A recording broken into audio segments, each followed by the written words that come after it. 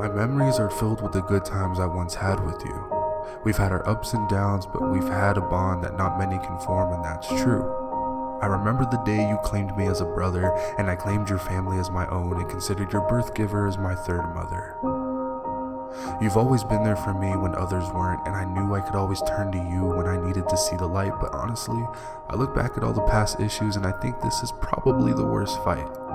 I just want to tell you how sorry I am and I want to make things right, but you have to understand it's hard for me to do these things, especially since I'm homeless.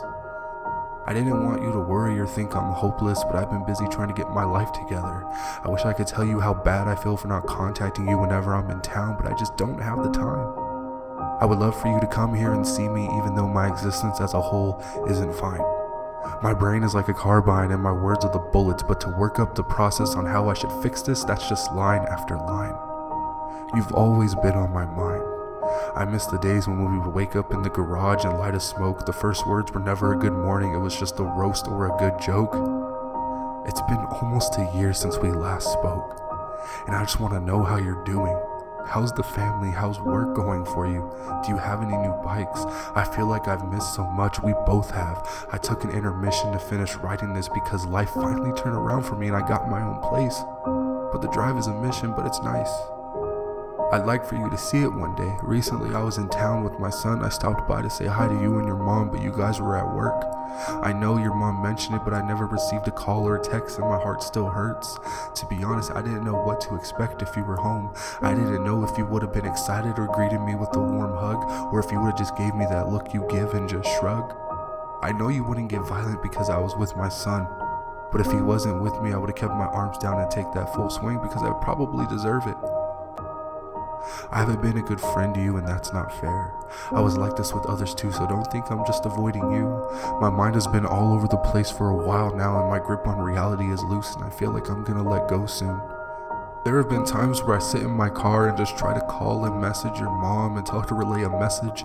I think someone is calling me on the other line, but I'm too busy focused on the rings going through the speaker. It's almost a monotone. I pulled back to see that it was death on the phone. You didn't know this, but for a while I felt so alone. The place was dark and dripping with cold regret. Speaking of, there was gonna be a few and I would begin to fret. I wish I can hear you again through the phone. When I was in that dark place, there was a few times a barrel made of chrome was gently pressed on the side of my dome. And I didn't know if you would have been upset. I didn't want to gamble with that. So I pulled away the gat and put on my uniform and work hat and just brushed it off like I normally do. But lately the bristles are becoming old and dirty and even a little skewed. I really fucking hate this feud. So this is my apology to you, and I hope you're listening because without your guidance my mind and my heart is lost at sea. Be my jackdaw and please guide me. See, that was a Black Flag reference because we both love Assassin's Creed. You and another are all I got left, and if you're gone, that's gonna be two negatives, and you know that isn't gonna last long. I'm really sorry, and I hope you can forgive me.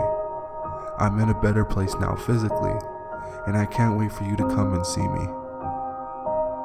And help me get to the same destination mentally.